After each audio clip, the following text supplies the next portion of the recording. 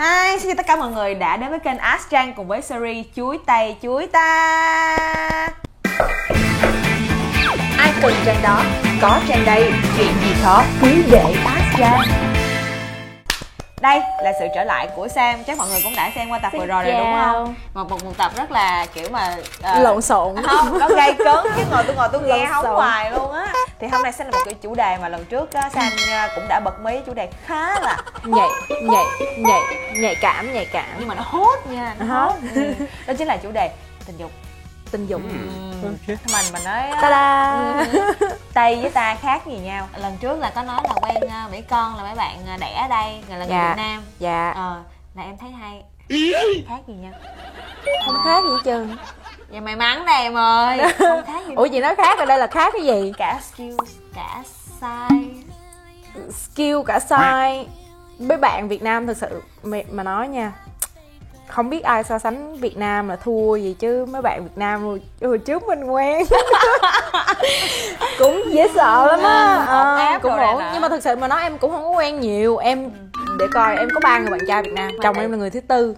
Nhưng mà tại vì nhiều khi em may mắn khi mà gặp được các bạn Mỹ con mà có skill với lại có size ổn. Dạ. Tại vì chị cũng biết là cũng có một vài thôi, mình cũng không nói là đánh đồng. Dạ. Kể cả Mỹ con và Việt Nam á thì cái skill nó không được good như em nghĩ là Mỹ trắng cũng vậy thôi. Mỹ trắng cũng vậy hả? Chị nghĩ nhu cầu của Mỹ trắng cao hơn. Nhu cầu là cao, nhu cầu có nghĩa là sự ham muốn. Ham muốn nó cao nhưng mà chưa chắc gì cái skill đã tốt, hay là chưa chắc gì cái size đã to. Không, cái tại vì bản chất cái size nó to là nó là chuối tay là nó sẽ to hơn. Nhưng mà nó chứ cũng sẽ chọt đâu đó những cái thằng nhỏ xíu chứ chị. Phải có người này người kia. Tôi đang cần muốn nghe, không biết là có cái chọt cái số phần còn lại mà nhỏ. Không, cái này là em nghĩ thêm một cách khách quan thôi, chứ không phải là em trải nghiệm hết Mỹ trắng rồi cho nên em biết là người nhỏ người to. Không phải, ở đâu cũng vậy thôi, đất nước nào cũng vậy thôi. Phải có trái chuối nó to và cũng phải có trái chuối nó nhỏ mà không, chị phải có chuối tiêu các kiểu nữa mà không vậy chứ đâu phải. Mà một phần á chị nghĩ là do maybe các bạn Mỹ con mà em quen á là các bạn có được cái văn hóa ở đây rồi, nên thành ra là thường á khi mà nói là văn hóa ở Mỹ là sẽ nói rất là thoáng, là các bạn sẽ quen với cái chuyện have sex từ sớm. Nên so that's why là cái skill của các bạn có. Nhưng có một vài bạn nhiều khi chị cũng có coi, ngày xưa chị cũng coi mấy cái show á là các bạn giữ cái version của các bạn đến lúc các bạn cưới luôn. Dạ đúng rồi. Nhưng mà sao không biết luôn á. Chắc skill này là skill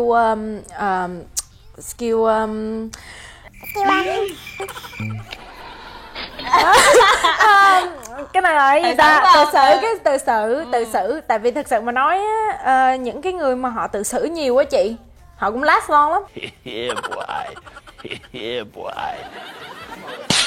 Tại vì ngày qua ngày họ quen với cái việc handle được đó. Họ last long khi chuyện đó, nhưng mà khi mà họ thực sự vô thực tiễn á thì họ đâu có last long. Đoán vậy thì chị không biết đúng không? Em cũng đoán vậy thôi. cái này là phải để cho mấy ông nói chứ mà chị em cũng đoán vậy thôi.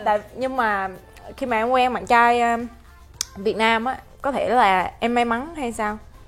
Cũng gọi là may mắn đi.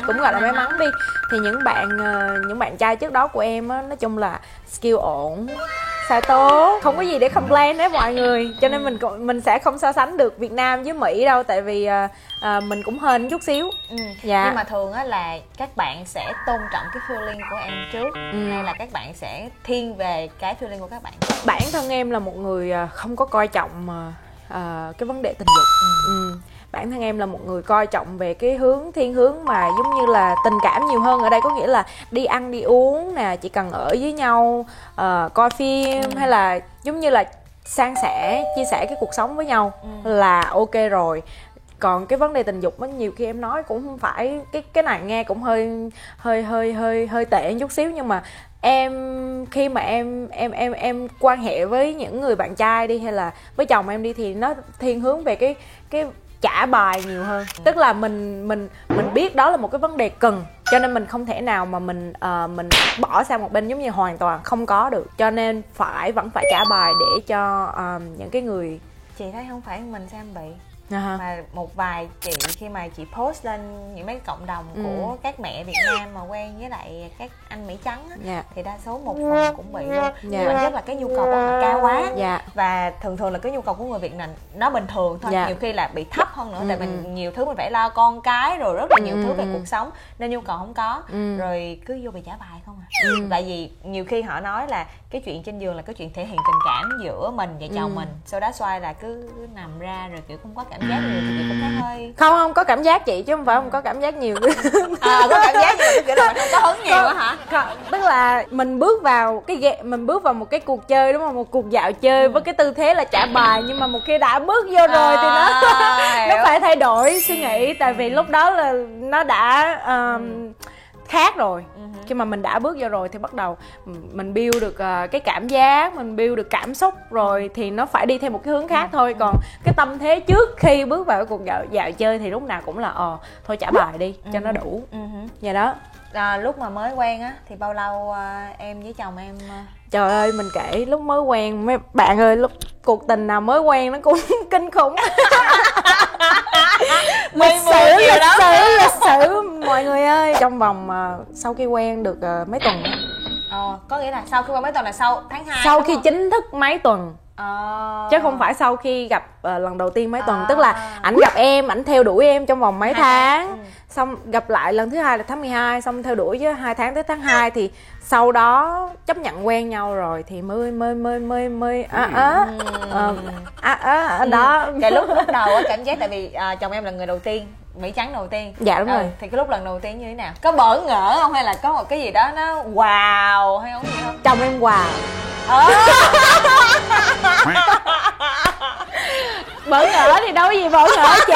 Mình vậy là cái đứa trước kia em giỏi lắm nè. Không phải, chồng em wow là tại sao? Bây giờ em nói này thì nó hơi nhạy cảm chút xíu nha mọi người. Tại vì giống như em đã nói là em không có thiên về cái hướng tình dục nhiều á, cho nên bản thân em cũng không có quan hệ tình dục nhiều. Tức là quen nhau chủ yếu là san sẻ cuộc sống với nhau thôi, còn tình dục nó chỉ nằm một cái mức tạm ổn thôi.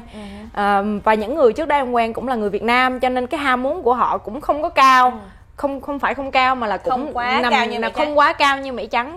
Cho nên cái sinh hoạt, cái tần số sinh hoạt, tần số mình quan hệ nó rất là ít, thì dẫn tới cái em bé của em nó nhỏ. Nó nhỏ, xong rồi thì lần đầu tiên quan hệ với chồng em thì chồng em wow là tại vì em bé em nhỏ quá. Bởi vậy người ta nói hả là cái mà để các bạn Mỹ thích người Á mình, tại vì cái khung xương. Đúng rồi, tại vì cái khung xương nó nhỏ. Xong em cũng chưa bao giờ nghe về cái vấn đề đó, nhưng mà chồng em wow là tại vì tại vì vậy.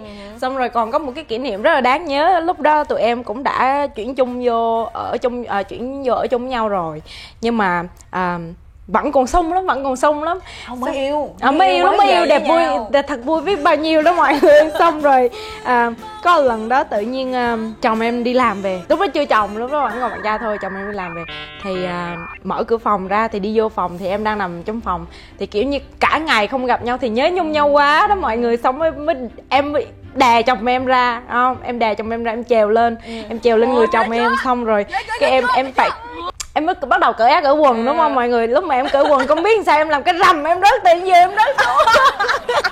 Rồi sao? Chồng em không dám cười. Nhưng mà mọi người nghĩ cái cảnh tưởng tượng đang sung sức, đang bùng nổ, xong rồi tự nhiên làm cái rầm, cái chồng em ngồi dậy không thấy em đâu hết. Xong chồng em phải chồm xuống nhìn em đang nằm cục dưới đất luôn mọi người. Rồi sao cái cục vui đó có tiếp tục nữa không, hay là vẫn tiếp tục nhưng mà nó không máu như lúc đầu nữa, tại vì cái cục quê ở giữa rồi. Mới yêu á, cái tần số của tụi em nhiều không? Tần suất lúc mới yêu thì nhiều, lúc ai cũng nhiều hết trơn á, không phải mình em luôn. Rồi cái từ từ nó giảm theo thời gian. Thì chồng em có lãng mạn ở trên giường không chồng em á? Có. Mới đầu nha chị, chồng em là thuộc tiếp người là mạnh bạo. Thuộc tiếp người mạnh bạo, tại vì em lại rất là ghét những người mạnh bạo với em trên giường. Em là rất là thích được gentle, nhẹ nhàng, không phải vuốt ve, không cần vuốt ve, nhưng mà em phải được đối xử một cách giống như là một người phụ nữ, chứ không phải kiểu mà nắm tóc rồi tát tay tát mặt các kiểu. Em nói có một lần hồi xưa, lúc đó thì cũng trong khoảng thời gian mới quen nhau mà, thì chồng em cũng có một lần tát em trên giường. Em nói em đang vui vẻ, đang mây mưa, em dừng lại hẳn luôn. Em đẩy ra em đi vô restroom em thay đồ, em mặc đồ vô. Tức là em giận tới mức mặc dù cái đó là rất là bình thường lắm luôn, trong cái chuyện mà quan hệ tình dục nó rất là bình thường, nhưng mà mình chưa quen, không phải chưa quen mà em rất là muốn được tôn trọng kể cả khi trên giường. Tức là không có phải đi theo hướng một wow, em muốn được nâng niu, em muốn được nhẹ nhàng. Đó, em feel giống như là khi mà người ta nhẹ nhàng với mình trên giường á, thì em dễ có cảm xúc, dễ có cảm giác hơn là mạnh bạo. Thì theo em là về thiên hướng đó. Còn tất nhiên mỗi người sẽ có một cái thiên hướng tình dục khác nhau. Lúc mà họ quan hệ tình dục họ sẽ thích người này sẽ thích cái này, người kia sẽ thích kiểu kia. Thì sau cái lần mà tát tay em một cái trên giường mặc dù cái tát đó là tát yêu thôi, chị hiểu không, nhưng mà em giận. Không, cái kiểu giận ở đây không phải là giận tại sao mày tát tao, mà giống như là tao không thích mày đối xử tao không thích mày làm mạnh bạo với tao trên giường. Thì sau đó là chồng em thay đổi để cho hòa hợp với lại nhưng mà có hơn. Phải cái đó là cái gu Hiêm thích luôn không? Cái này là khi mà Hiêm thay đổi em có hỏi Hiêm là tại sao mày vậy mày tại sao mày tát rồi mày mạnh bạo giường rồi này kia.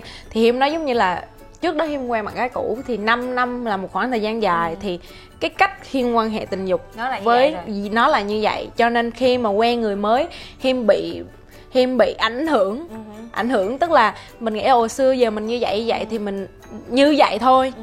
Nhưng mà sau này em làm cho Hiêm phải nhận ra là khi anh có một cái người partner mới thì anh phải giống như là phải trao đổi chút xíu, sao cho hai bên đều đồng thuận với cái cách quan hệ tình dục sao để cho hai người đều build được cái cảm xúc khi mà trên giường. Và tụi em rất là open về cái chuyện tụi em chia sẻ là cái nào tụi em thích, cái nào tụi em không thích. Đúng rồi, tại vì đây mình cũng ở Mỹ mà mình cũng quen người Mỹ nữa thì cũng chẳng có gì để ngại hết trơn. Thì cũng nói ra với Hiêm là em thích như vậy nè, em thích như vậy nè, em không thích như vậy nè. Chị nghe nói là ok, đàn ông Mỹ trắng thì họ lại thích khi mà người phụ nữ của mình, chồng em là người giống như là cho nhiều hơn là nhận.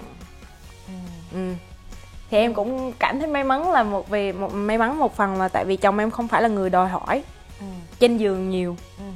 Không phải đòi hỏi ở đây có nghĩa là không phải đòi hỏi mình phải trả bài, mà có nghĩa là khi đã bước vào một cái cuộc chơi, chồng em là người muốn làm cho em phải